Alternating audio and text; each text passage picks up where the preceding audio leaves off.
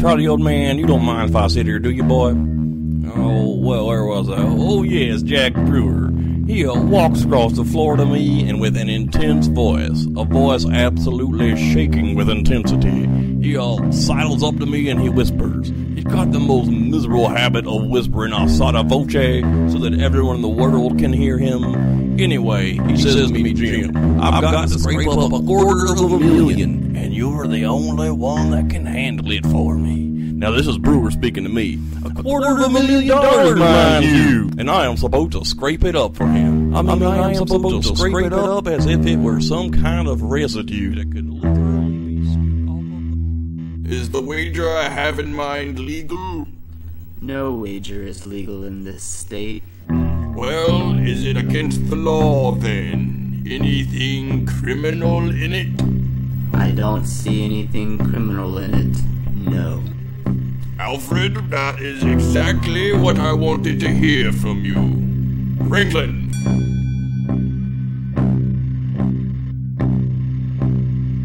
Would you take this note across the room to young Mr. Tennyson over there?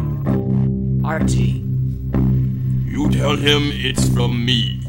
Ask him to read it immediately.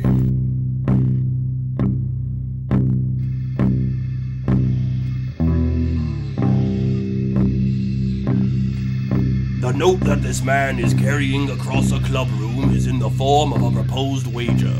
It stands alone in the annals of bet-making as the strangest game of chance ever offered by one human to another.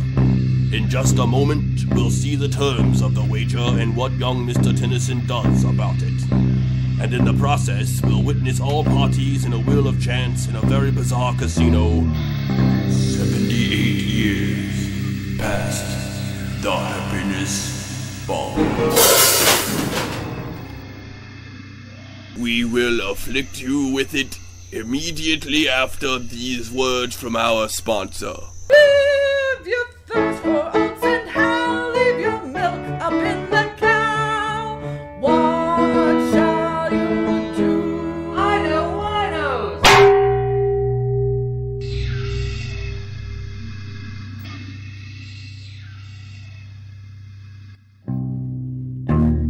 This is absolute nonsense. What I'm about to say might horrify the average person, but to someone as insensitive as you, it probably won't mean a thing. I dislike you intensely, Tennyson. It goes much beyond the ordinary distaste I feel for someone without breeding, without principles, without manners. I propose a wager to Mr. Tennyson here. The wager is to take the following form. I will bet him $500,000 that he cannot remain silent for 1 year. He will be placed in a room for observation by me or by any one of us at our discretion. He will be furnished with a radio. Well, Tennyson, does it appeal to your sporting blood? If this were Europe, or the company were more sophisticated, I should be forced to invite you out for the things you've said to me. The ground rules here, however, are different. I can either ignore you or call your bluff. Well, I choose to do the latter. I accept your wager. I'll be back tomorrow night. Tennyson. I've known Colonel Taylor for a long time. This is not a capricious man. I warn you, he is in deadly earnest. Do you know my wife, sir? Her name is Doris. She's a lovely thing, frail, beautiful, fragile, like a cameo brooch. My miserable misfortune is that I happen to be very much in love with her. I am also in desperate need of money.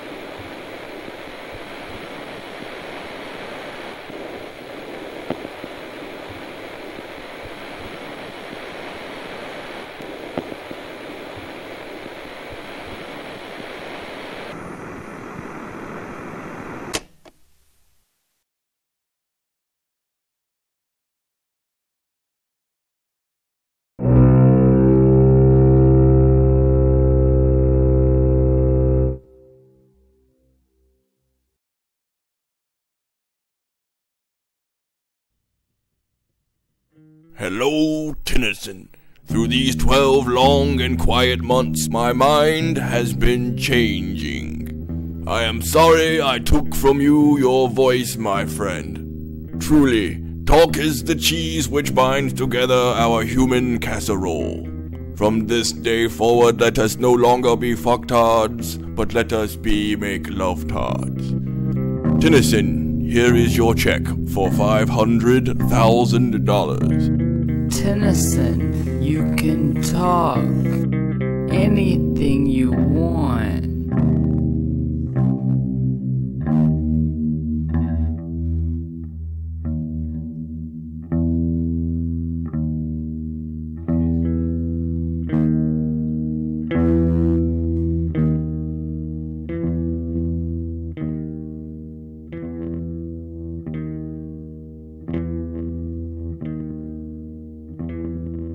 Oh, the things that I have to tell you, Colonel. I think we can transform the breakfast market. I've devised a method of combining boxed wine with old-shaped whole-grain oat morsels to make it... Very good, Tennyson, very good. And with this, my $500,000, I plan to begin construction of what I call the dodecahedron of Ronanon, from discarded barber salt shaved cream cans, to explore the unified field theory of classical and quantum mechanics, which I believe I have discovered in this my year of quietness. Have you considered the possibilities of rhinoceros hypnosis, Colonel? You think man can out-evolve his need for socks or shake and bake? Do you know what this battery is for? Tennyson, no! The battery!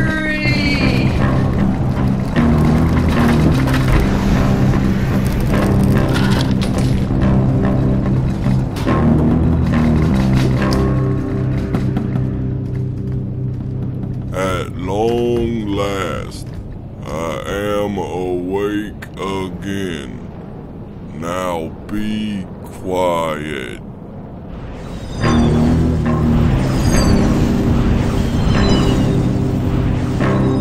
What have you done?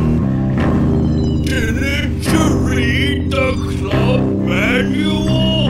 I can't read! And that is the saddest thing of all!